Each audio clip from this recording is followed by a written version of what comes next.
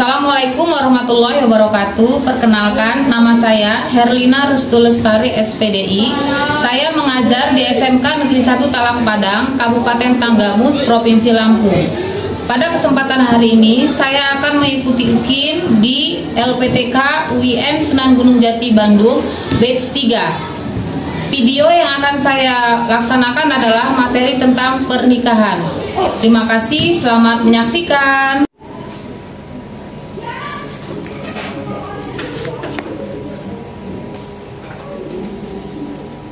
Assalamualaikum warahmatullahi wabarakatuh. Waalaikumsalam warahmatullahi wabarakatuh. Sebelum belajar, marilah kita berdoa menurut agama dan kepercayaan masing-masing kepada ketua kelas untuk memimpin doa. Duduk siap, gerak untuk mengawali pelajaran pada pagi hari ini. Doa mulai.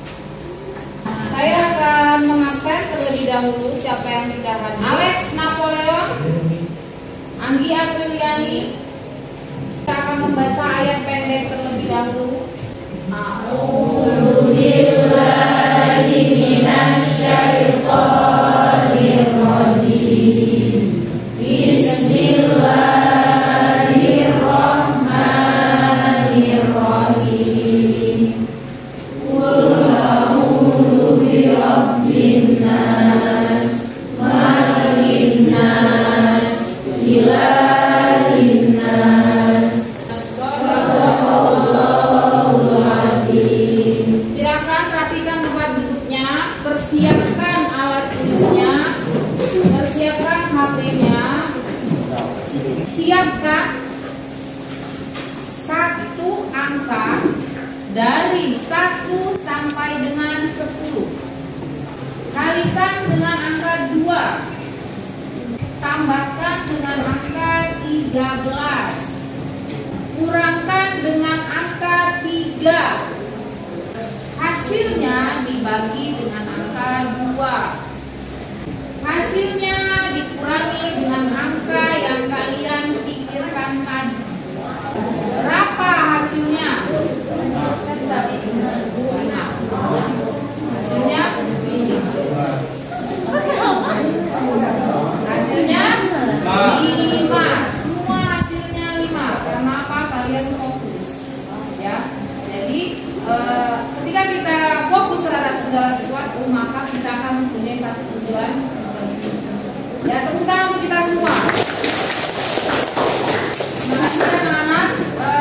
Pada pembelajaran yang lalu kita sudah belajar tentang apa? Pernikahan. Apa saja? Pengertian pernikahan, hukum pernikahan, tujuan pernikahan. Pada pembelajaran hari ini kita akan melanjutkan tentang pernikahan. Bagaimana tentang orang yang tidak boleh menikah dalam Islam, hukum dan syarat pernikahan, serta pernikahan yang tidak sah dalam Islam. Kalian akan menonton video terlebih dahulu mengenai fenomena yang terjadi saat ini.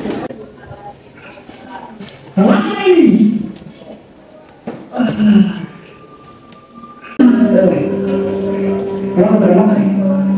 Saya salah apa? Sama salah apa Pak Omar desa terima kasih. Bagaimana? Salah lagi. Oh baik, orang lagi saya ucap terima kasih. Dari kamu masalah apa itu anak ini? Di mulai sekolah kamu dari mana Pak?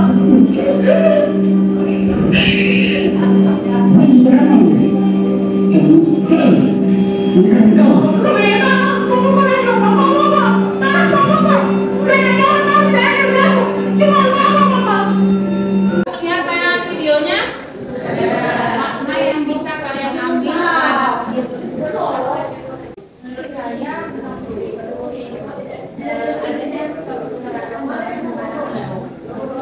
suami yang temperamental karena orangnya kurang baik dalam keluarga. Ya, betul. Beri tepuk tangan untuk Novi.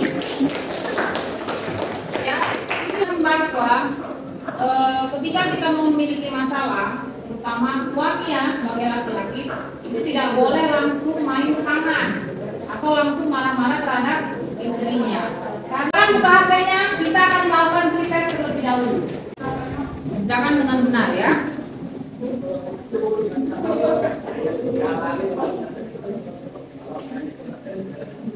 Lebih baik dari yang kemarin. Pada kesempatan hari ini kita akan membahas tentang indahnya membangun mahligai rumah tangga. Lanjutan dari materi yang kemarin. Sebelum ke materi selanjutnya, saya akan menyampaikan tujuan pembelajaran kita pada hari ini. Yang pertama adalah setelah berdiskusi dan menggali informasi, peserta didik mampu menjelaskan orang yang tidak boleh dinikahi di dalam Islam. Yang kedua, setelah berdiskusi dan presentasi, peserta didik mampu menjelaskan rukun dan syarat pernikahan. Ayat yang mengenai tentang orang yang tidak boleh menikah dalam Islam yaitu Quran Surat An-Nisa ayat 23 dan 24, yang artinya diharapkan atas kamu mengawini ibu-ibumu, anak-anakmu yang perempuan, saudara-saudara yang perempuan, dan syarat pernikahan. Silakan temannya untuk menjelaskan. Asep. Dan syarat pernikahan. 1. Calon suami. Syaratnya 1. Bukan mahram wanita, orang yang dikehendaki identitas jelas. Calon istri, syaratnya bukan mahram laki-laki, terbebas dari halangan nikah. Terima kasih Asep. Jadi rukun pernikahan itu ada apa? Calon suami,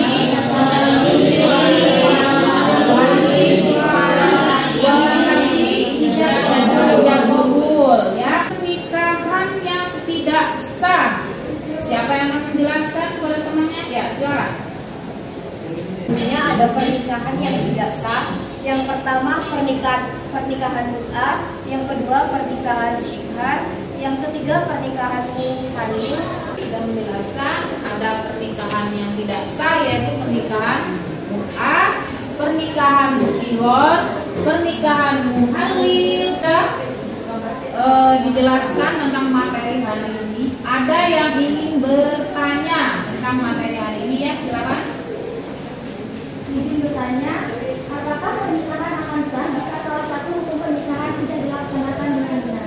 Ya, sah tidak kalau nikahnya itu salah satu rukunnya tadi tidak dilaksanakan dengan benar? Tidak sah, karena pernikahan harus memenuhi rukun dan syaratnya. Kalian akan berdiskusi mengenai masalah yang terjadi pada hari ini. Silakan satu kelompok dibentuk menjadi 4 orang untuk bekerja sama membahas apa saja sih penyebab dan akibatnya. Permasalahannya adalah yang pertama, pernikahan yang dipenuhi dengan kekerasan atau KDRT dalam rumah tangga. Yang kedua adalah adanya perselingkuhan di dalam rumah tangga. Silakan kalian cari atau diskusikan penyebab dari masalah itu, akibat dari masalah itu, dan bagaimana menurut Islam. Silakan. Ekonominya kurang.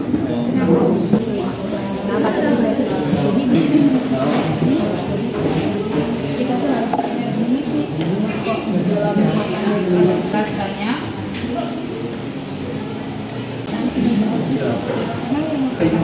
Ya, perselingkuhan. Kenapa sih perselingkuhan itu bisa terjadi? Sedangkan kalau istrinya cantik ya, bagaimana kalau istrinya nggak cantik ya? Kalau istrinya nggak cantik, yang cantik suaminya mau yang ganteng apa yang ganteng? Ganteng itu nggak jamin, hatinya yang harus dipilih ya, yang kaya. Yang penting hati, yang penting kaya nomor 1. Oh tidak, itu harus dengan agamanya itu yang nomor 1 ya.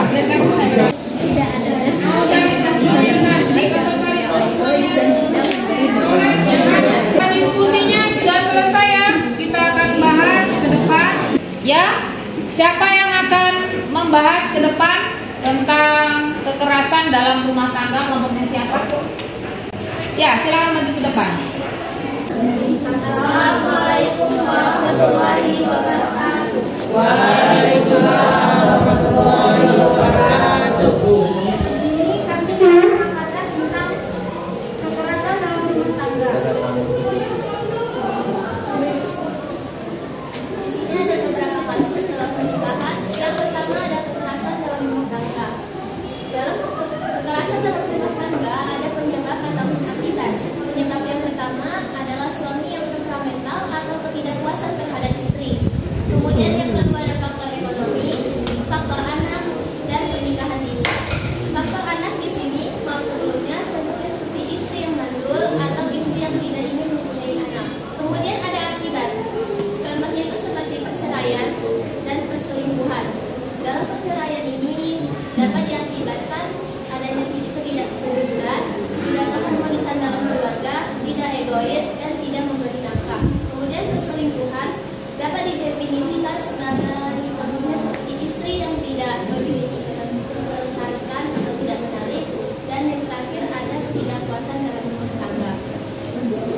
Dalam pandangan Islam, kekerasan dalam rumah tangga ini tidak boleh atau diharapkan. Mungkin itu saja. Ada yang mau bertanya? Silakan, ada yang bertanya? Ya. Berdiri. Apakah faktor pemicu utama dalam kasus KDRT?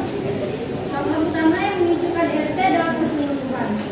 Tapi ada juga kekerasan. Bentuk kekerasan yang dialami adalah kekerasan fisik, ditampar, dijambak, ditempelin, diinjak-injak. Terus ada juga caci maki, ancaman, dan penelantaran rumah tangga. Ada lagi? Ada lagi. Upaya apa yang bisa dilakukan untuk mencegah kekerasan dalam rumah tangga?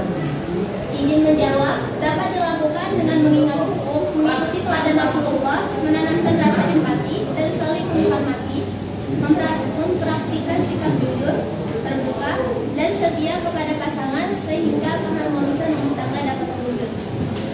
Ya. Mungkin itu saja pagi ini. Wassalamualaikum warahmatullahi wabarakatuh.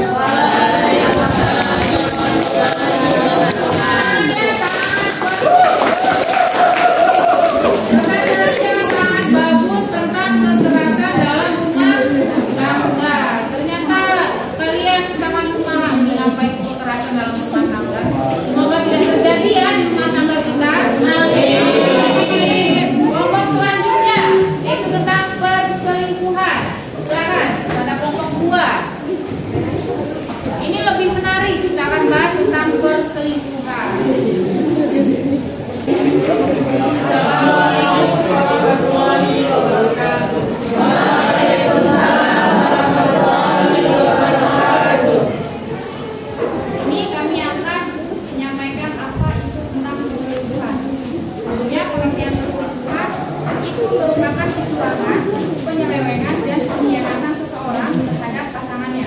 Dan biasanya perselingkuhan itu dibarengi dengan perzinahan atau paling tidak mendekati perzinahan. Berikutnya penyebab dari perselingkuhan.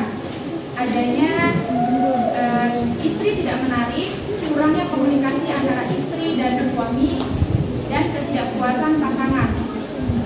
Kemudian penyebab dari perselingkuhan, adanya gangguan psikologi, perceraian, dan lain sebagainya. Kemudian bagaimana menurut Islam tentang perselingkuhan? Menurut Islam, selingkuh adalah salah satu bentuk zina, karena perbuatan tersebut bisa juga melakukan zina hati.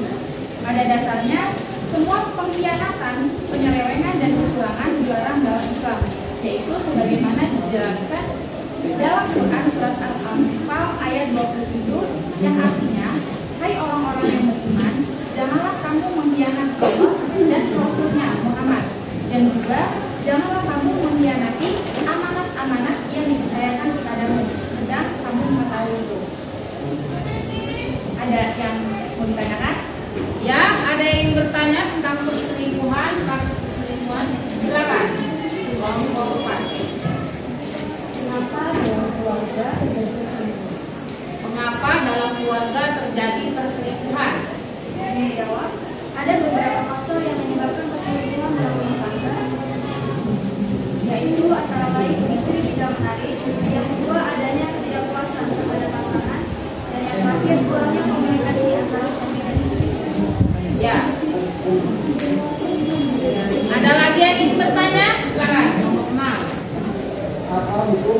perselingkuhan dalam Islam? Apa hukum perselingkuhan di dalam Islam? Menurut Islam, perselingkuhan itu tidak boleh.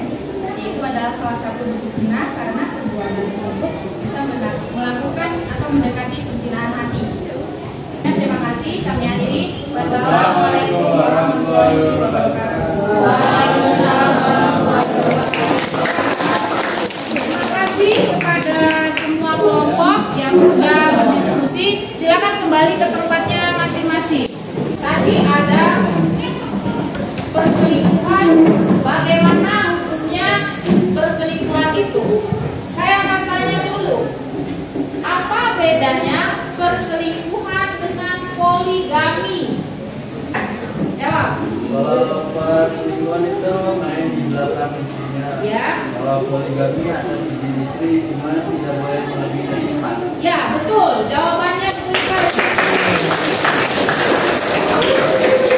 Perselingkuhan tidak boleh ya, dilarang karena akan menyakiti hati seorang istri. Baik izin menikah daripada harus berselingkuh. Karena Islam menjelaskan boleh menikahi lebih dari satu istri, maksimal 4. Baiklah, pada pertemuan ini sudah cukup ya. Ada yang bisa menyimpulkan tentang materi hari ini? Sekarang berdiri topik menyimpulkan. Materi pada hari ini ada rukun syarat pernikahan, orang yang tidak boleh dinikahi, dan pernikahan yang tidak sah. Yang pertama, rukun syarat pernikahan. Adanya mempelai laki-laki atau calon suami, ada mempelai perempuan atau calon istri, kemudian ada wali nikah, mahromnya wanita, saksi 2 orang, hijab dan kalung. Terima kasih untuk pembelajaran hari ini. Bagaimana perasaannya? Mudah-mudahan di pertemuan berikutnya kalian bisa menyempurnakan materi tentang pernikahan. Kita akan praktek, kita akan menjelaskan tentang apa saja yang membatalkan pernikahan. Ya, untuk LKPD-nya sudah saya share, silakan kalian kerjakan nanti ya, kerjakan dengan sesungguhnya. Mudah-mudahan hasilnya baik dan maksimal. Terima kasih.